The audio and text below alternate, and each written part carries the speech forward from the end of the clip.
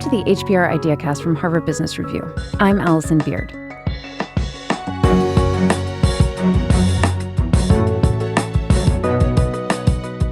When you come to work each day, it's usually with the best of intentions. You're going to fix that code, write that client proposal, finish those performance reviews, flesh out those strategy goals. But then you get an email notification or a Slack message or a call from a colleague, and suddenly you've lost 30 minutes or an hour dealing with something that was much less important than the work you'd planned to do. You've been distracted. This happens to so many of us so many times a day. And our guest is an expert on this problem. 5 years ago, he wrote a book telling companies how to build habit-forming products. That is, how to addict and distract us. In the years since, he's been studying how people can break those bad habits, not just with the devices we use, but also in our own minds. He's here today to offer advice for both individuals who want to be more focused and managers who want to create less distracted workplaces. Nir Eyal is the author of the book Indistractable: How to Control Your Attention and Choose Your Life. Nir, welcome to the show.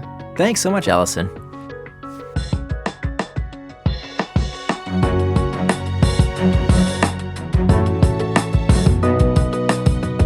So you literally did write the book on how companies can develop phones and apps and websites that capture our attention, sometimes in unproductive ways. Now you're telling us how to avoid getting distracted by them. Why the about face? Well, it's not really an about face as much as it is an insight that I have into both questions. Addiction is a very different thing from a habit because whereas addictions are always bad, habits can be very good. And so what we want to do is to get the best of both worlds. We want to learn how to use habit-forming technology to make our lives better. And we also want to be aware of how these tools are built to make sure that we don't go overboard. So getting distracted by those products that are designed to take us away from the most important tasks of the day and to something that's more like entertainment or pleasure, that's a habit we can break? Yeah, and I would actually say that those are the easy ones to break. Okay. It's pretty obvious if you're putzing around on YouTube or checking social media in the middle of your workday. That's probably not what most knowledge workers should be doing with their time. I think the much more pernicious distractions are the ones that we don't even realize we are falling prey to. For example, this would happen to me all the time. I'd sit down at my desk and I'd say, okay, now I'm going to do that big project, that thing I've been procrastinating, that thing that I have been putting off day after day. I'm finally going to sit down and do that project. Right after I check email. And email feels worky, right? Isn't email productive? That's kind of a work type thing to do that you got to get done anyway, right? Well, not really, because if we only do the things that are urgent and we don't get to the things that are just as important but may require some longer term planning, the things that we keep putting off day after day, we don't get the most important tasks done. And so my goal with writing Indistractable was to help people turn their values into time. Most people will tell you the opposite of distraction is focus. It is not focus. The opposite of distraction is traction. So both words come from the same Latin root, trahare, which means to pull, and both end in the same six-letter word, A-C-T-I-O-N, that spells action. So traction is any action that pulls you towards what you want to do with your time, things that you are doing with intent. So distraction is tricky, right? Distraction in the moment feels like something we should be doing, even if it is not something we plan to do in advance. And so that's what I want to help people do. Whatever it is you say you want to do, whatever it is that's consistent with your values, that's what I want to help you get done. So it really all starts with planning. Well, that's a big part of it. I actually would go a step further. So let's go, there's this question, by the way, of why do we do things against our better interest? Why do we get distracted? This is an age-old question. Socrates and Aristotle called it akrasia, this tendency that we have to do things against our better interest. So literally 2,500 years ago, people were saying, gosh, isn't the world such a distracting place these days? And the seat of human motivation, if you ask most people, why do we do what we do? What defines human motivation? You'll usually get some version of carrots and sticks, right? This is called Freud's pleasure principle, that everything we do is about the pursuit of pleasure and the avoidance of pain. Turns out, neurologically speaking, that's not true. That in fact, everything we do is not motivated by the desire to pursue pleasure and the avoidance of pain, but in fact, it's pain all the way down. This is called the homeostatic response, that any time that we feel some kind of discomfort, That's how the brain prompts us to act, to do something to fix that uncomfortable sensation. So physiologically, we know this is true. So if you go outside and it's cold, you put on a jacket. If you go back inside and now it's too hot, you take it off. And psychologically, that's also true, that when we're lonely, we check Facebook. When we're uncertain, we Google. When we're bored, we check the news, stock prices, sports scores, you name it. All of these tools fundamentally cater to an uncomfortable sensation. It's called an internal trigger. So that actually is the very first step, because if we acknowledge that all human behavior is driven by a desire to escape discomfort, what that means is that time management is pain management. What's changed, what's different in the past several decades, is that if it is distraction that you seek, distraction you will find. It has become easier than ever to satisfy, to pacify those uncomfortable sensations because of the persuasive and pervasive nature of technology. You talked about the idea of really understanding what you want to do and what you want to get accomplished. But I can know that the most important thing for me to do today is edit an article, but also really not be able to handle that boredom and also have five emails to respond to. And that's a way of ticking 5 things off my checklist. How do I manage all of those struggles? How do I force myself to do the right thing? There are 4 big pillars, 4 things that we can do to become indistractable. The first step has to be mastering those internal triggers, and we can talk about how do we master those internal triggers. The second step is to make time for traction. The third step is to hack back the external triggers. And finally, the fourth step is to prevent distraction with Pacts. Most people fall into these 2 camps. I call them blamers and shamers. The shamers tend to say, oh, it's the technology doing it to me. I'm being manipulated. My brain is being hijacked, and they blame the companies. The shamers think it's them. They say, oh, you see, I'm lazy. I have an addictive personality. I have a short attention span. And they shame themselves, telling themselves there's something wrong with them. And it turns out neither of those are correct, that these are simply behaviors, and behaviors can change if we implement these 4 tactics.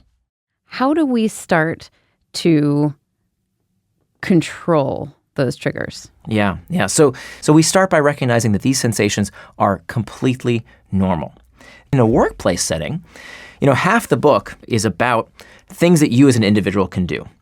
But if you work in an environment where your boss demands that you respond to every beck and call, nights and weekends, well, you have to do that or you lose your livelihood. And so what we want to do is to learn how to cope with those uncomfortable sensations in a way that leads us towards traction as opposed to distraction. So there are 3 big tactics: reimagining the trigger, reimagining the task, and reimagining our temperament. And so one technique that I learned from acceptance and commitment therapy starts by simply acknowledging the sensation. If you can capture the preceding emotion before the distraction, did you check your phone because you're feeling anxious, fearful, uncertain, fatigued, lonely? What was that underlying sensation that you were turning to your device or some kind of distraction for emotional pacification? And what I want you to do is to just write it down without judgment. Just acknowledge that sensation. Then the next step is to feel that sensation with curiosity instead of contempt. If you're anything like I was, I would beat myself up whenever I got distracted. And many of us do this. We beat ourselves up. And that is not helpful. In fact, studies have shown that this actually perpetuates the problem through rumination. What we want to do instead is to get curious instead of contemptuous with that feeling. But playing this out in a workplace context, I'm not focusing on the most important thing I need to do. And I think to myself, why am I doing that? Mm-hmm. And if the answer is, I'm not really interested in the work or I don't feel up for the work, how does that help you improve the situation? So that might be a situation where you may have to ask yourself, if you look at yourself in the mirror enough times per day and say, I hate this job, that might be something you want to fix. Right. The first category, fix the source of the problem. Because these tactics are only so good. If fundamentally you are miserable in your job, in your relationship, in your home life, the problem isn't the phone. The problem isn't email. The problem is what's going on in your life. Right. And so that might be somewhere that you need a bit of introspection to see, hey, is this job right for you? To be clear, I was speaking hypothetically, and Of course, I do really like my job we and all enjoy my I don't want to get a call from your boss. Yes, of course. But absolutely. So if, however, for most folks, they say, yep, my job's fine. I'm good. Home life is fine. But this one particular thing I have to do today is kind of driving me up the wall. I don't really want to do it. And so this is where you might implement one of these tactics of saying, wait, why don't I want to do this? What is difficult about this? Is it boredom? Is it that it's fatiguing me? Is it that it's I'm not certain if this is worth doing? And just writing down that sensation, exploring that sensation with curiosity, and then using this last thing we want to do is called the 10-minute rule, where literally I will pick up my phone and I will say to my phone, set a timer for 10 minutes. I'll put the phone back down, and my job is to just sit with that sensation for a few minutes with curiosity. And this is called surfing the urge, because what we know from acceptance and commitment therapy is that these sensations, these uncomfortable emotional states, they crest and then they subside much quicker than you think. And so in those 10 minutes, you have two choices. You can either get back to the task at hand or sit with that sensation. At the end of those 10 minutes, you can give in to whatever it is you want. Okay, this is not about abstinence. This is about acknowledging you can do that thing that you want to do, whether it's eat the piece of chocolate cake or check a Slack channel or check email or YouTube video, whatever it is that takes you off track. You can do it in 10 minutes. And you would be amazed how just becoming conscious of those sensations for just 10 minutes and surfing the urge, 9 times out of 10, it will crest and subside. So that's one of the 3 big techniques, reimagining the internal trigger. We can also reimagine the task, and we can also reimagine our temperament. So now let's talk about external triggers. The chatter in an open office, a client calling unexpectedly, and your boss emails you. How do you deal with that, especially when some of them actually are urgent? They need to be answered right away. Yeah. So there's the first step is about mastering the internal triggers. There's one step we skipped, which is about making time for traction, which is about making what's called a time-boxed calendar. So assuming you have made that time-boxed calendar, and we can walk into exactly how to do that and what we have to do to keep that useful, such as there's this technique called schedule syncing that we can discuss as well. Now what you're going to do is to make sure that you turn off the external triggers that don't serve you. Remember, if an external trigger prompts you to do something you wanted to do, let's say it's your alarm clock saying, okay, now it's time to get up and go to the gym, or a notification saying, okay, it's time for that call or that meeting you had. Well, these are very helpful external triggers. The technologies are wonderful in that respect. They help us remember to do the things we wanted to do. But if the external trigger prompts you to do something you didn't want to do, well, now it's a distraction. So the first step is to define what is traction for you and what is distraction for you. And it's about carving out that time in your day to make sure that you do the things that you really want to do on your schedule, as opposed to your boss's schedule, your kid's schedule, your spouse's schedule. So to do that, we have to hack back these external triggers. And I use the term hack back because in my first book, it was about how to build habit-forming products. And there's no doubt that that these companies are using your psychology to hack your attention. However, that doesn't mean we can't hack back. And so I talk about in my book these 8 different environments where we might experience these pings, dings, and rings that take us off track. And the obvious ones are our phones, our computers, but that's kindergarten stuff. That's actually very easy, even though 2/3 of Americans never change their notification settings on their smartphone. Right? 2/3 of people never change the notification. It drives me crazy. Take the 10 minutes, for God's sakes, to change the notification settings so that people can't just reach you whenever they want to, so that you use these products on your schedule as opposed to the app maker's schedule. So I will tell you that I tried to today set up an out-of-office reply on my email to say that I can't respond to every pitch for an article or an idea.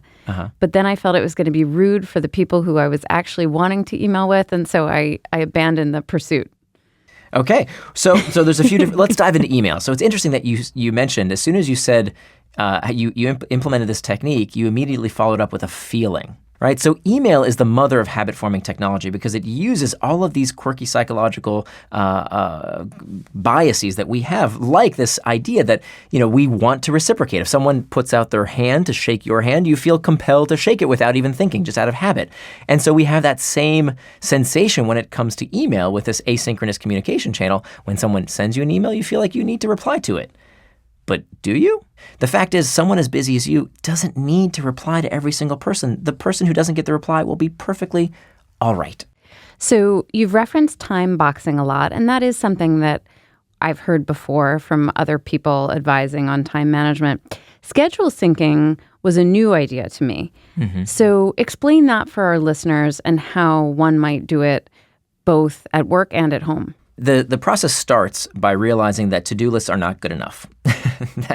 We've heard that to be productive, you have to write a to-do list, right? Write everything down, and somehow they magically get done. When? I don't know.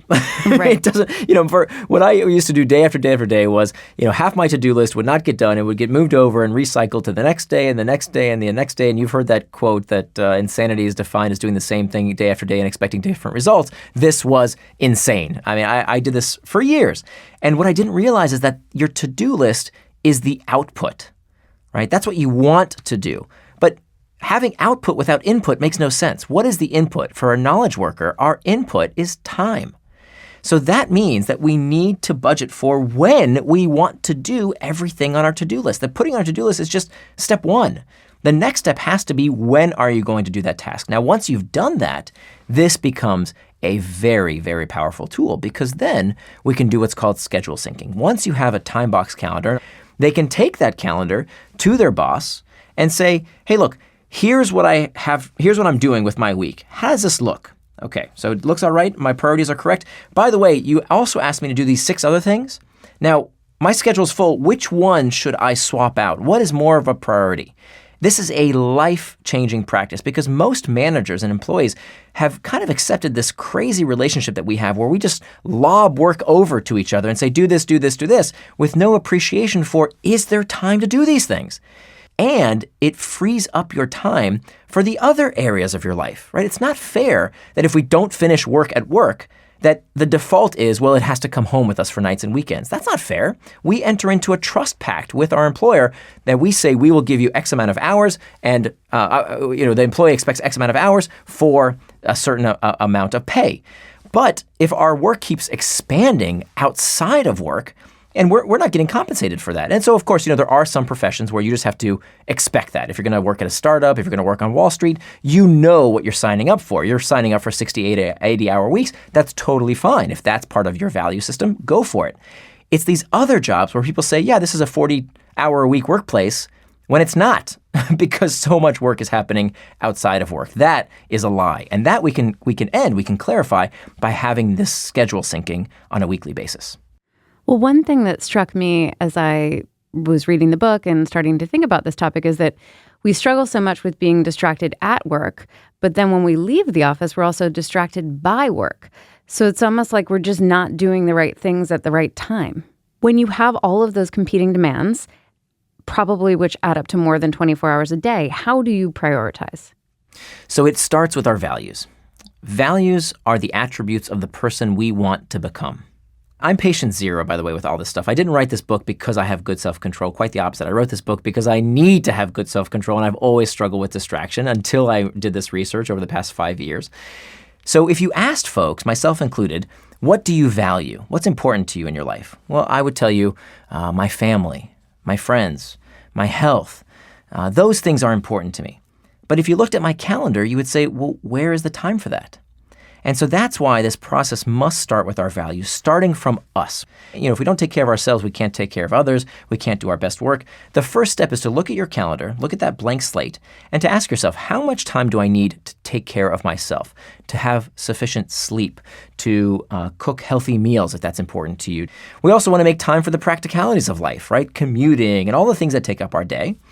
Then we want to layer in the time for relationships. We all say that, relationships with friends and family is important, but where is that time on our calendar? Then finally, we want to do the work domain, where not only do we want to make sure we have time for the reactive tasks like messages and emails and things like that, we also have to make time for the reflective work. That we know that it's very difficult for a knowledge worker to progress their career unless they have time to think. If our output as knowledge workers is coming up with creative solutions to hard problems, you can't do that fluttering between emails and meetings all day. We all only have 24 hours per day. But what this forces us to do is to figure out which of our values compete with each other. Just to be clear, you can schedule time for whatever you want. For bigger picture goals, sort of a larger, more holistic time management, you talk about making pacts with yourself and with others, in fact. What are those kinds of pacts? Sure. So this is the last technique out of the four. So after we've mastered internal triggers, after we've made time for traction, after we've hacked back the external triggers, and by the way, I'm giving you the 30,000-foot overview. There's a lot more little tactics here that we didn't get time for. But the last of the four big strategies here is to prevent distraction with pacts. And pacts are at least 2,500-year-old technique. The first recorded use of a pre-commitment, of a pact, comes to us from the story of Ulysses, written, the story by Homer over 2,500 years ago. The idea is basically that you pre-commit to do something now so that you don't get distracted in the future. So if you think about how we set up a 401k account, a retirement account, with stiff penalties if you withdraw your money early, that's a form of a pre-commitment. If you think about an effort pact might be something that puts a bit of friction between you and the thing you don't want to do. So in my household, we found that my wife and I were not going to bed on time. Night after night, we would not get to bed on time because we'd still be checking email or social media or whatever. And so we entered into this effort pact by going to the hardware store and buying ourselves a $5 outlet timer. Whatever you plug into this outlet timer will turn off at a certain time of day or night. So every night in our household at 10 p.m., the internet shuts off. Now, I could go in there and turn it back on, but I've put a little effort in between me and something I don't want to do. I don't want to get distracted by checking email all night. I want to go to bed because getting proper rest and taking care of my body is one of my values. Now, you can also do a price pact. You can put some kind of cost to not doing the thing you want to do. And then the final type of pact is called an identity pact. And this is probably the most powerful of the three. This comes out of the research around the psychology of religion and how we know when people form a particular identity around a certain behavior set, that behavior becomes much easier to do.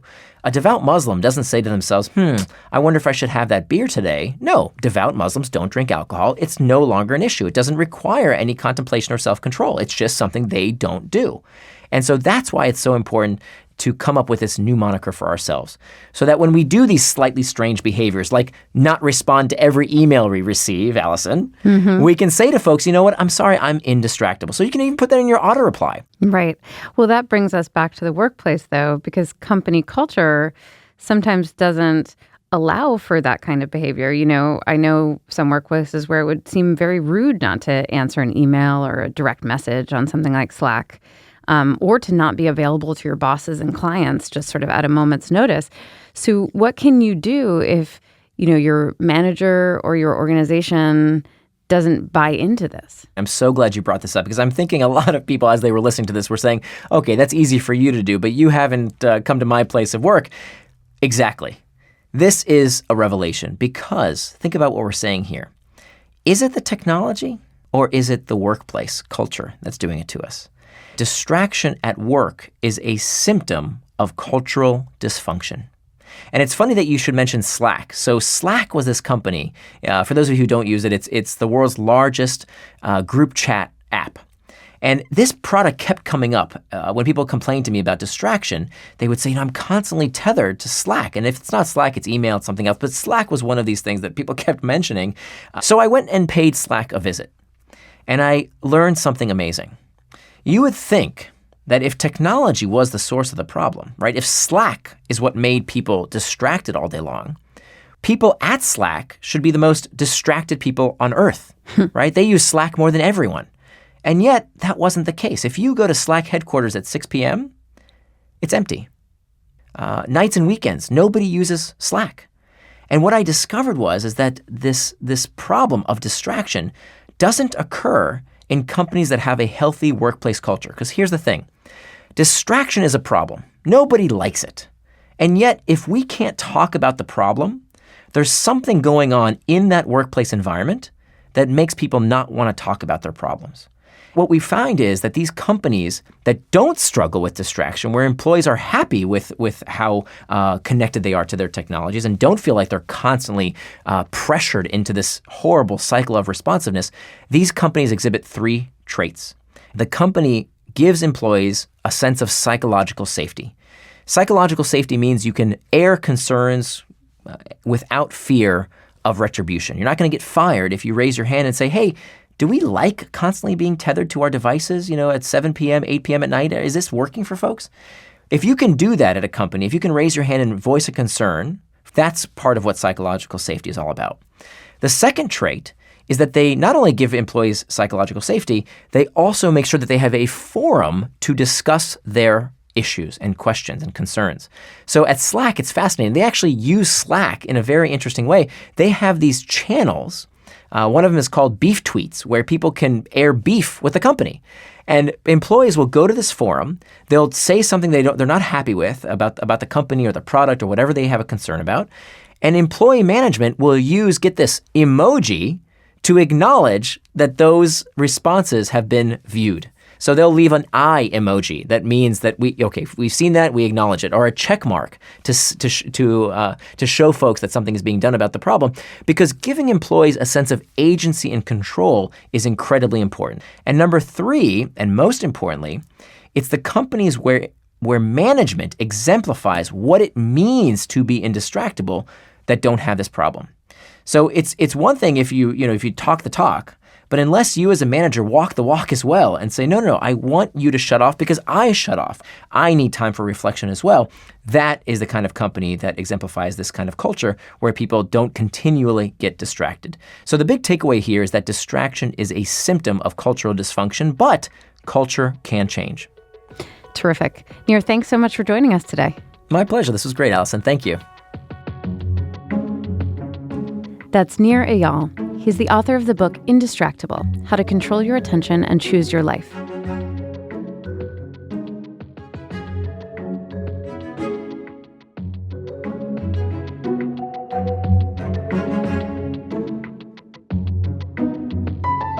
This episode was produced by Mary Du. We get technical help from Rob Eckhart.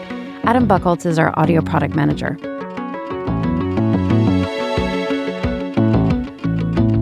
Thanks for listening to the HBR IdeaCast. I'm Allison Beard.